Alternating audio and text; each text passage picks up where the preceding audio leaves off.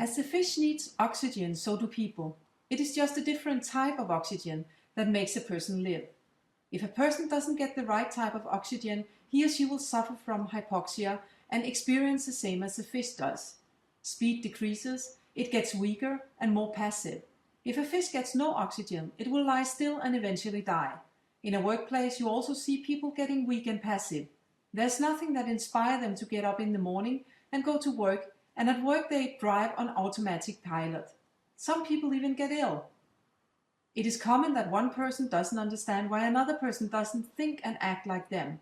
It is tempting to try and change other people, and also tempting to think that another person is less intelligent.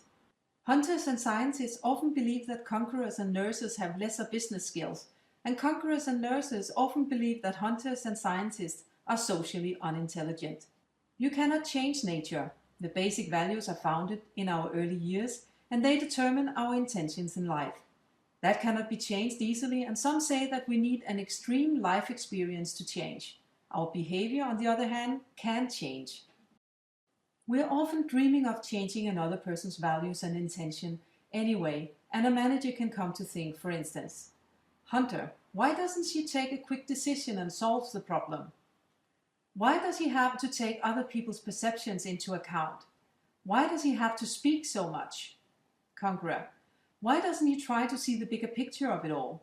Why don't they consider having fun once in a while? Why does she have to deal with every detail first?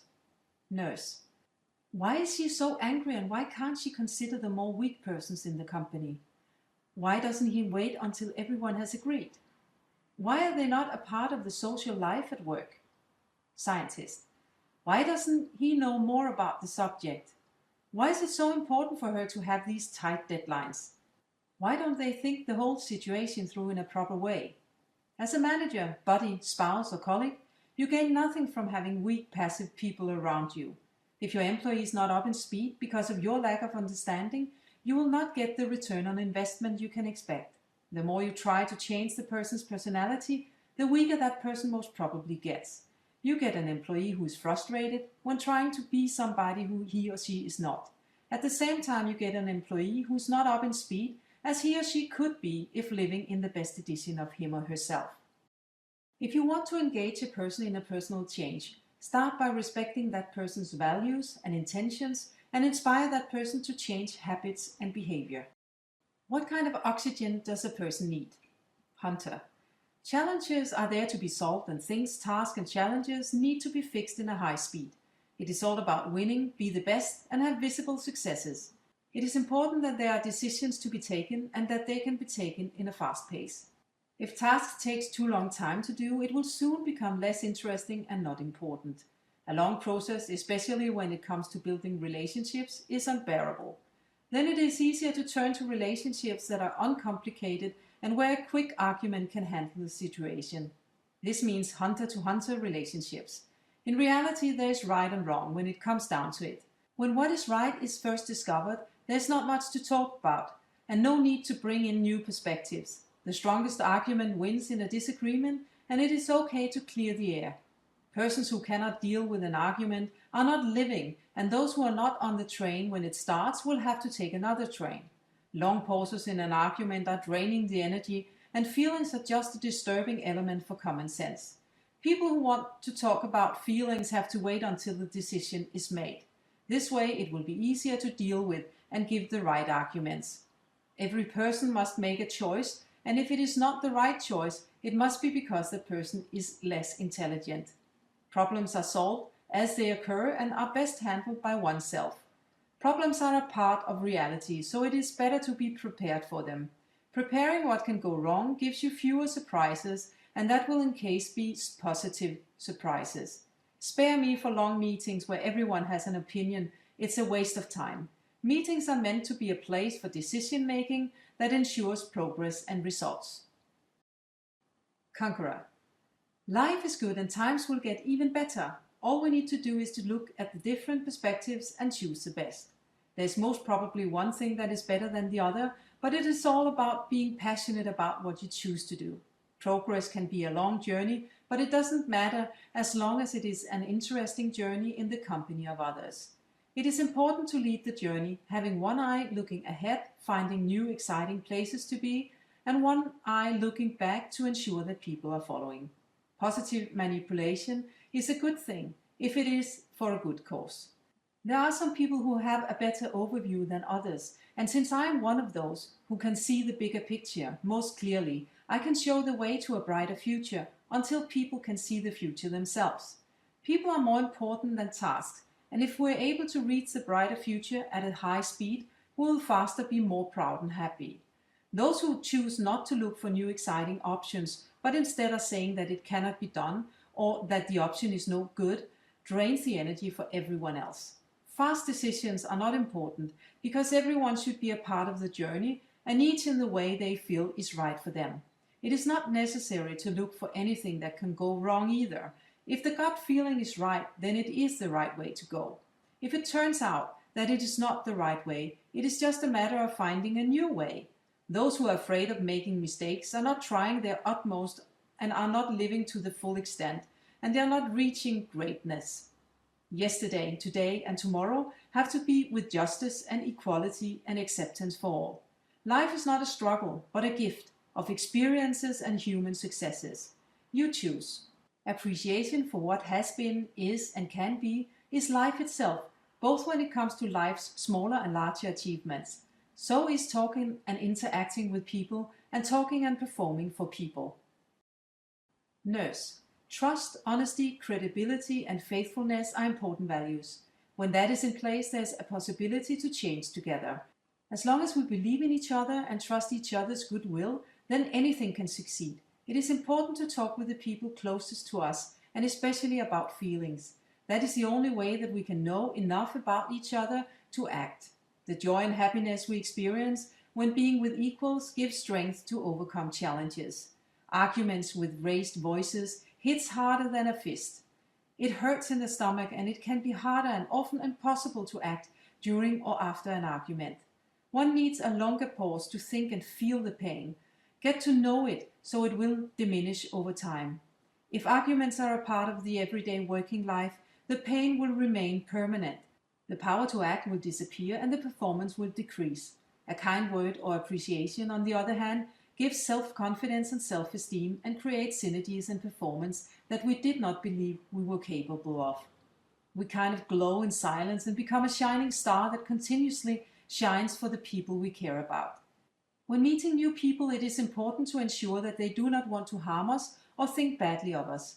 It takes time to open up to a new person, and it is okay to take your time to trust other people. It is okay to hold back because it takes time to find the right words to ensure that another person will like you. At the same time, it is important to make room for the other person and his or her opinions. To listen and ask questions are important skills. It ensures the necessary trust for both parties, and it helps to get to know each other and to see if the other one is a trustworthy person. A working day where there is peace and quiet to solve the task in a prioritized order and at the same time in a peaceful environment is a good day. If social activities is a part of it, the day will be even better. Scientist. Knowledge is the key to success.